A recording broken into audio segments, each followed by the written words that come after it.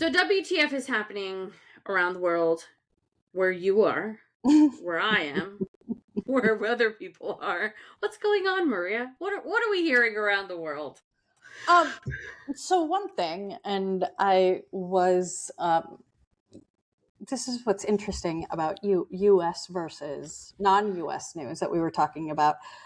I victimized our podcast. I'm just looking at U.S. sources instead of like maybe adding into our outline like what people are talking about here, involving the U.S. One of the biggest news that is happening here in the country of Argentina and across the Latin American continent is, oh my God, reports that the U.S. administration is actually doing intervention all across Latin America, and specifically is paying various actors across, not actors like like theater political actors, yeah, people that bad own guys, yeah, political operatives and things like that, to proactively disseminate disinformation across Latin America and pro-Trump information across Latin America. And one of the people that's helping foot so the they're bill for Russia-ing the whole thing. Exactly. So like the thing that many people accuse other countries of doing, manipulating information, we're doing all across Latin America. Why wouldn't we? Of course. Yeah. And you know what's crazy is that a lot of this is being run through not some like, not like what other US administrations have done on both sides, which is to let someone know and then that someone through their firm or whatever is going to run it. Oh no, we're actively publicly going to start doing it through the US embassies. And I'll drop some notes. I'll drop some notes and some stories of, and you can see there was a press conference that Mexican President Claudia Sheinbaum had where a reporter actually read an Instagram DM that they got from an embassy. Yeah. Mm-hmm. So, great. So that's something that is happening across Latin America, and it's being paid for by the governments, the right-wing governments of the American continent, including this one, Argentina. And so the debate here is, wait, our money is being like we're broke as a country, basically, and we're going to get broker because we're going to pay to help Trump look good across the continent. That feels right. Yeah. So that's what is being talked about here, but not necessarily in the US, but involves the US big time. Yeah, but the United States has never done anything like that, Maria. We've never been involved in disinformation or misinformation or meddling in the Latin American politics or Latin America generally or anywhere else in the world. We are exceptional. We are exceptional. And, for people that are like, no, but we really are exceptional. In the country that I'm in, we bankrolled a dictatorship that killed people. Of course we did. Lots of people. Thousands of people. That's a tale as old as time, Maria. How many times did the CIA go in and overthrow different people all across Latin America? Again, tale as old as time. Yeah. Do this shit all the time. Cuba's just on, we're just repeating history with Cuba here.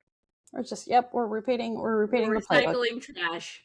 Mm-hmm. Before we get to the next thing, currently on United States news, breaking news currently, since we just talked about this, I figured I'd just Google what's going on in the world on CNN just to see.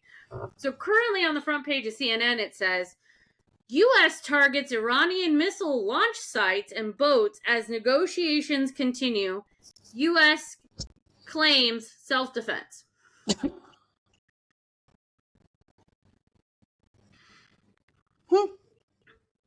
I thought everything was good. Trump said it was Trump said we had a deal. What happened?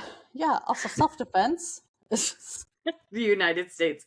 Poor defenseless United States. It was self-defense, Maria. And people wonder why nobody believes Donald Trump and he's so full of shit. Yeah. And why the rest of the world goes, you know what? China doesn't look too terrible. Even Putin doesn't look this terrible.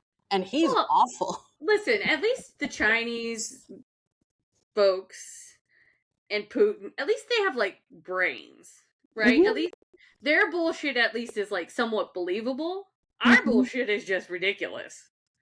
It's like nonsense.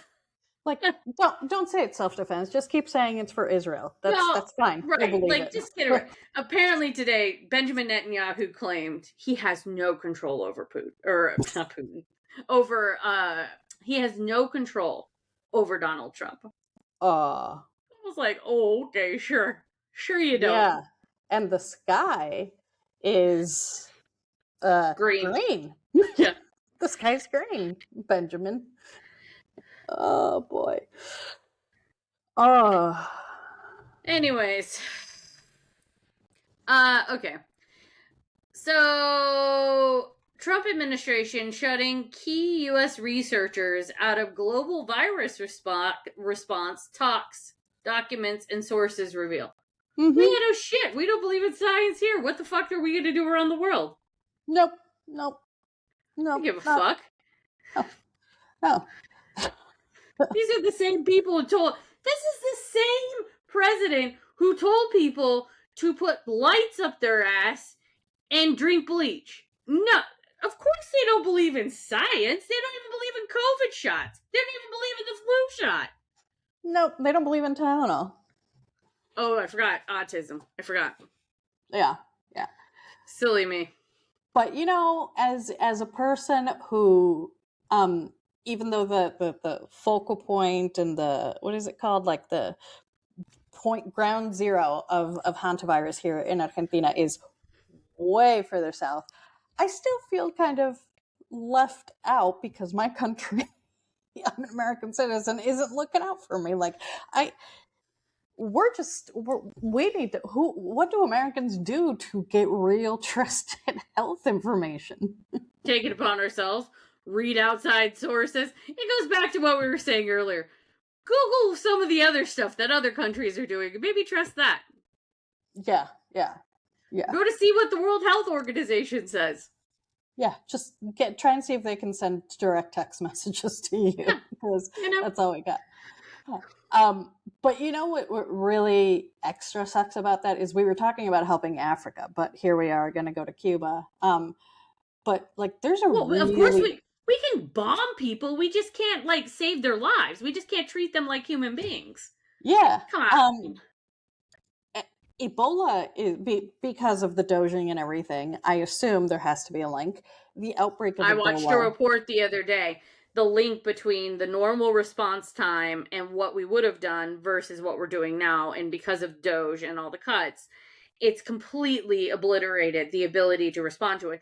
On top of the fact that this Ebola strain is more contagious, it's spreading more rapidly. So it's like the perfect storm of suck for these people. And you just look at the US like, so you want to police the world, but you don't want to help the world. Got it.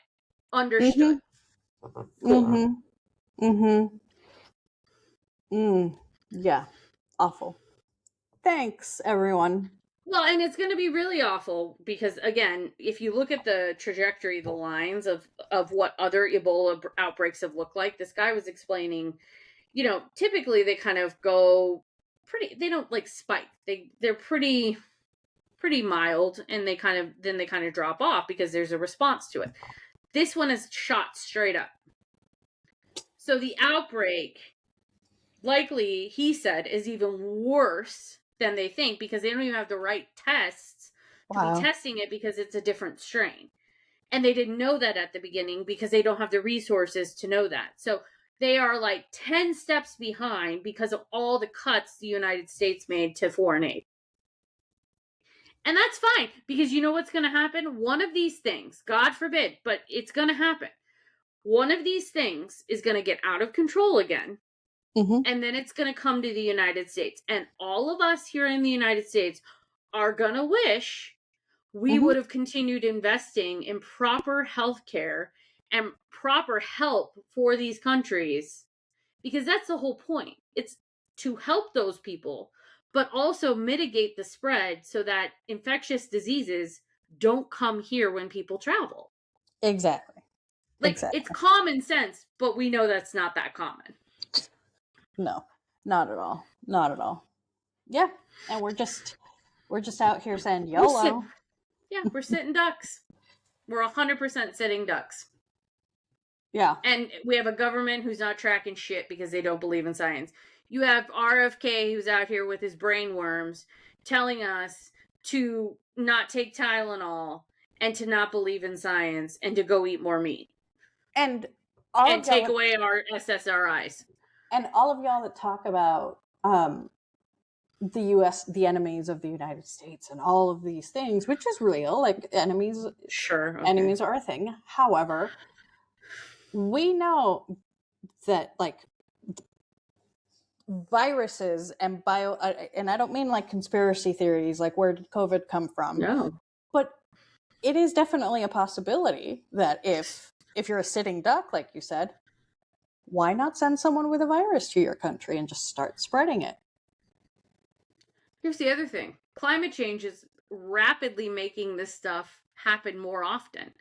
Because with climate change and with temperature changes, temperature fluctuations, not just hot, but also cold, changes in your environment, disease will spread more rapidly, or they will morph into different strains or different, how many different strains of COVID have we seen at this point? That's how disease works. It mutates. And climate change is only going to amplify that. So again, it doesn't even take somebody doing it in a hostile way. Somebody could just go to a dump to do some bird watching, get on a cruise ship, and spread it like wildfire. That's all it takes. Yeah. All it takes. Yeah, that's it. That's it. And for anyone who asks, I'm not going to be hitting up any dumps here in Argentina anytime That was soon. my first question to Maria. Will you be going to a dump? No. Okay. I wouldn't even go to the one in Vegas. Listen, I don't like going to the one in Vegas when you have to dump, like trees or whatever, big stuff. I don't even like going there. It's almost like that's why like people who work in the sanitation services wear like very thick clothing, thick gloves, thick boots, because it's like science. Weird. So speaking of people not wanting to come here, since we're coming kind of full circle from our comment in the opening, which she was 100% right. The person who made the comment about Canadians not wanting to come here. There's days I don't want to come here. Hang on. Speaking of dumps, this is funny. So the other night, Nick and I were getting ready for bed. He's like, "Oh my gosh, Ireland's offering like free tickets to go. Would you take it?" I was like, it was like to go anywhere in Ireland. I was like, I would go to a dumpster in Ireland at this point. I would go to the dump in Ireland. And fully prepared. I will wear my mask. I will bring everything. Yeah. Suit up, but at least I'm not here. Yeah. Nick was like, "Oh, okay. Yeah. Send me away. Okay." All right. Anyways, tourism in the U.S. dropped. What? The impact of how the world perceives America right now. Oh my God. What an embarrassment. Oh my God. So Maria, because I'm limited on CNN because, paywalls. Can you read this article, please? Can you summarize this article, please? Yeah. Apparently I'm over on the CNNs too much. Oh, and it's a good thing I'm in Argentina because apparently they don't care if people in Argentina read it for free. So thanks, CNN, for letting me read it for free. So they only don't want us to have information. The people who need the information the most, they don't want Americans to have it. But Argentina gets it for free? The Americans are the ones who need the real information. Yeah. Jesus. Wow, this is awful. Also, the little picture, we'll put it right here, but Las Vegas is included. There's some hallmarks of U.S. tourism, and they're in that cute little picture that we'll put here. So hilarious that Vegas is in there. So it starts with, there's no sugar coating it. Just diving right in. There's no sugar coating this Tylenol. The complete 2025 data is in, and the message is clear. International visitors stayed away from the U.S. in the first real year-over-year decline since the COVID-19 pandemic. And y'all ready for this headline? The drop in visitors was larger than during the global recession of 2008. Larger. So worse than COVID, worse than the global recession of 2008. This time it wasn't a pandemic or a collapse of the market, it was human error.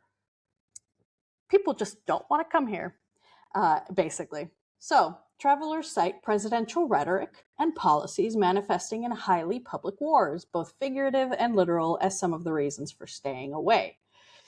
4 million fewer foreign visitors came to the U.S. in 2025, with total spending decreasing by more than $8 billion. Now, many people are like, I don't care, I'm in a tourist city, or I don't care, I don't work in the tourism industry or service industry. Still impacts all of us. CNN read y'all's mind and said, that's not just bad for those working in the service and tourism industries. The impact of a self-inflicted decrease, I love that line, self-inflicted, we did it to ourselves, in international visitors of this magnitude has implication on America's standing in the world, its soft power diplomacy, and the economy as a whole.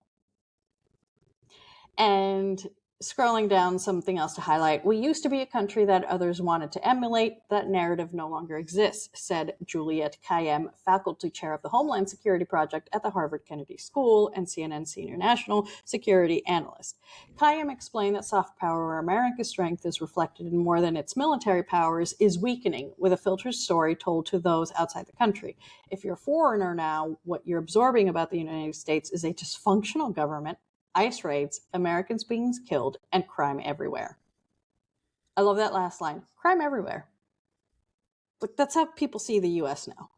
So let's take it one step further, because I saw an interesting article over the weekend. There's some reporting that's been going on over the past couple of weeks. Obviously, you and my husband are very into this, but apparently FIFA is in deep shit because of exactly what this article is saying on CNN. So I pulled up the Forbes article, and it's saying that tickets to the FIFA games, specifically in the United States, right? Canada, United States, Mexico, all three, North America, because all three are in North America, are hosting the FIFA World Cup games. Those games historically have been very well attended. People from all over the world travel. Football fans, which is what it's properly called.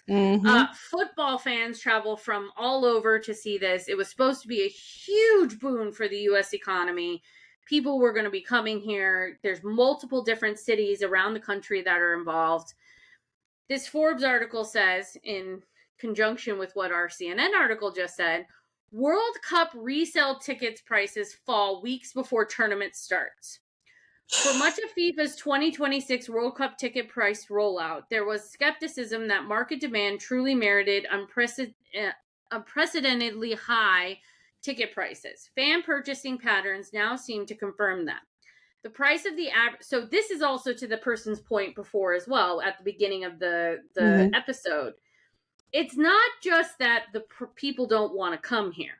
It's that the prices of everything have been jacked up through the roof, especially in tourist locations, not just in Las Vegas, but around the country. Hotels, venues, sporting events, they're jacking their prices up so that only a few can afford it. In addition to people not wanting to come here, people not feeling safe here, and people not being able to afford it. It's like the perfect storm. Right. So the price of the average resale ticket has fallen 23% in the last 30 days, according to the website Ticket Data. This is for games staged in the United States only, not co-host nations, Canada and Mexico. So again, this is specific to the United States. This is a United States problem. That doesn't mean tickets are becoming cheap exactly. The average get-in price as of Tuesday morning came in at $558. And the market has more or less flattened out over the last week. Even so, with 3 weeks until the tournament kicks off and 2 full months until the final, it is the clearest sign yet that FIFA's pricing approach might not be fundamentally sound, as FIFA president, whatever Italian name, has suggested. So, this is published May 19th, so it was published last week. I have seen more recent reports than this, than what's in Forbes, that it's actually getting worse in the United States. Nick has been looking to go to games. The ones in California are still super expensive, but like Texas, New Jersey, they're like falling rapidly. It's crazy. Yeah. And they're like big games. Yeah, especially because those are, especially Texas, where huge Latino population. And that's also where people are like, those games are going to be great. But like, I would be frightened, and I'm a citizen, but I would be frightened to go to Texas. 100%. 100%. Even though this administration has been like, oh, we're not going to show up. But J.D. Vance at the very beginning was like, no, you better come and leave. Like, exactly. That's not a welcoming statement to like say to people who, like, do you want people to travel to the United States or not, you nimrods? Yeah, especially like it's a month long. You don't want people to like come and hang out for the month. And and by the way, you know who didn't come and leave? Melania Trump. She overstayed her visa. So of course. Like, spare me. God.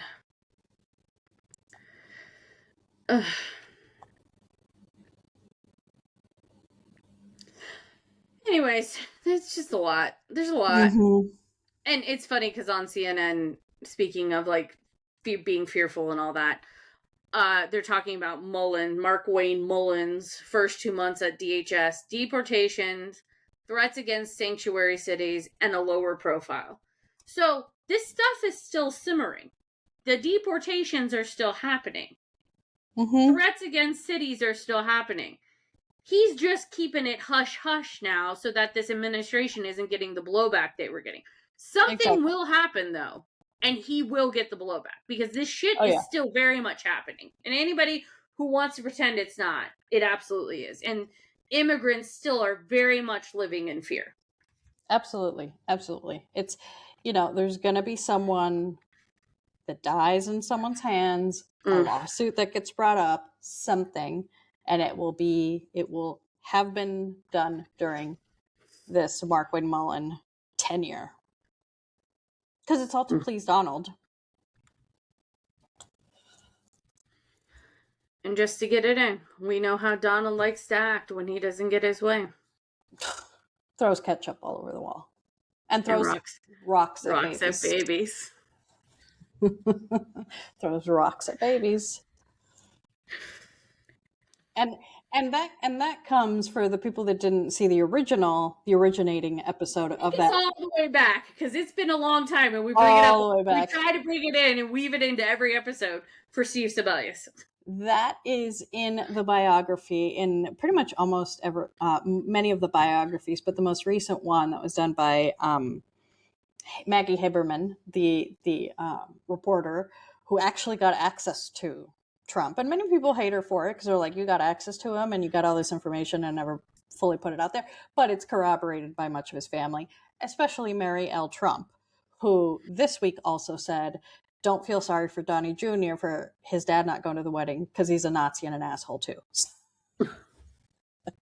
So a family member, who reminds us Donnie's a piece of shit too. But yeah, rocks at babies.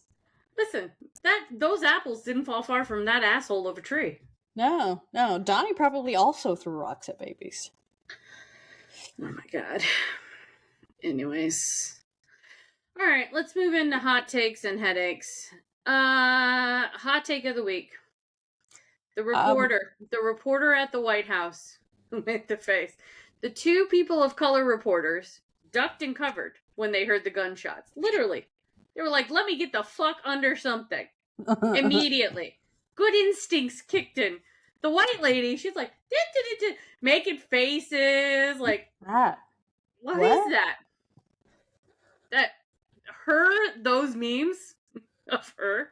And she's been such a good sport about it also. Yeah.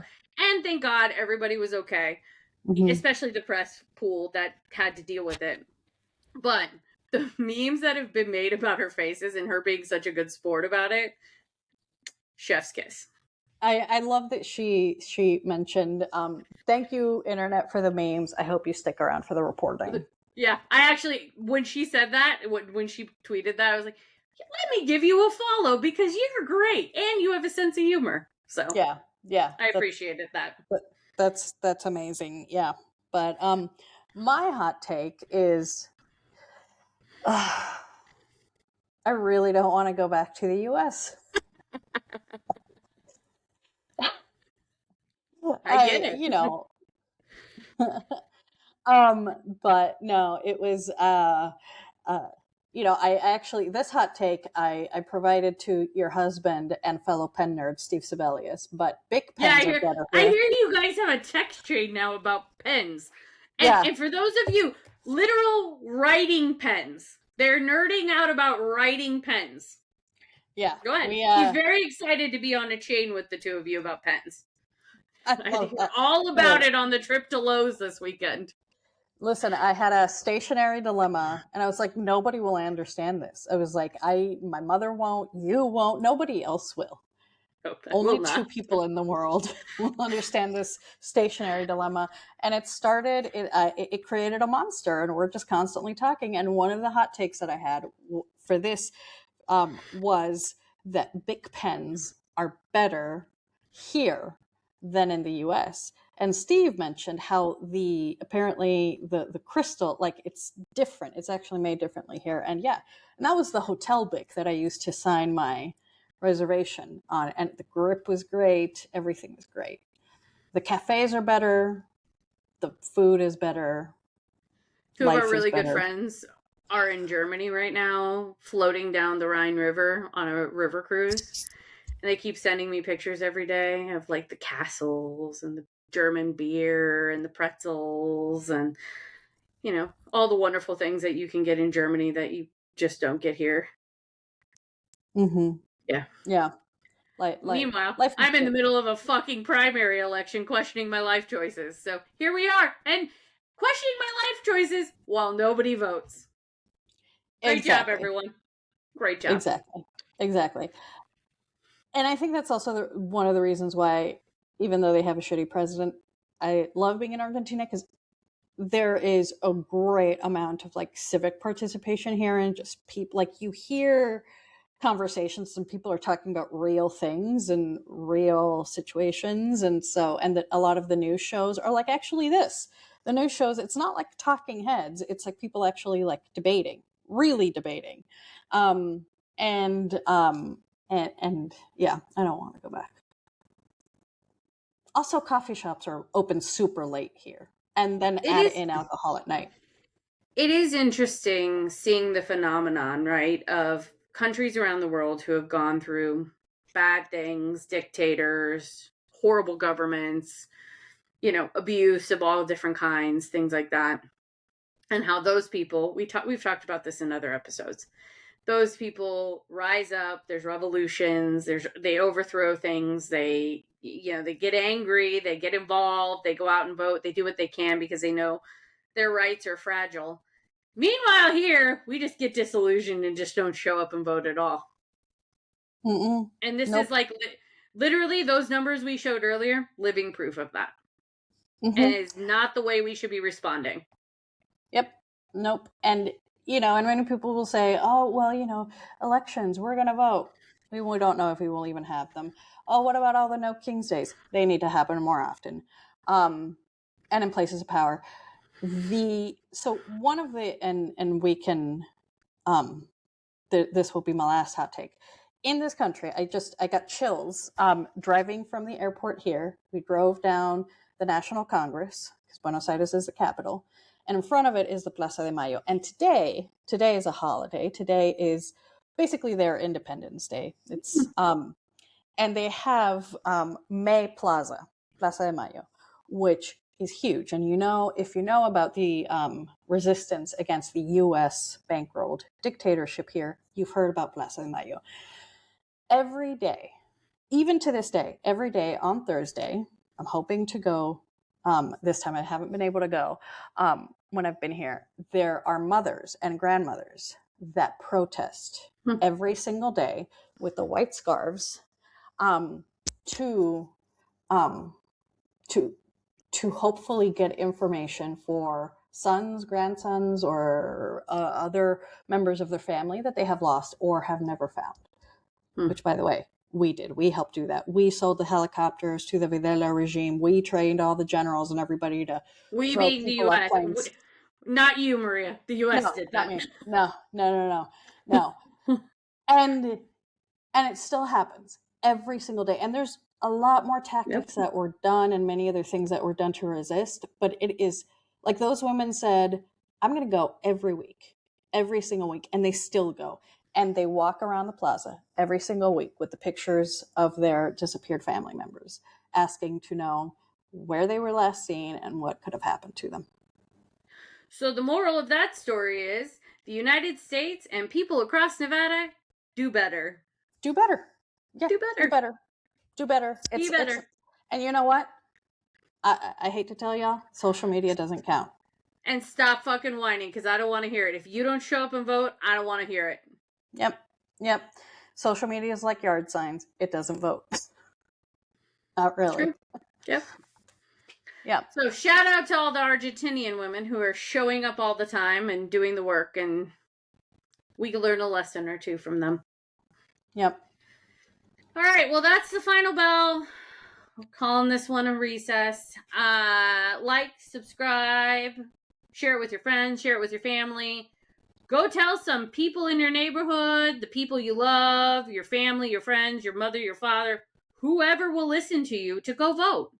Mm-hmm. That's our message. If you take nothing from this week, if you can't even like and subscribe, at least go tell somebody across Nevada to vote in our primary, which is June 9th. Exactly. That's my message. Vote. Thanks, everyone. We'll see you next week. Have a great week, everyone.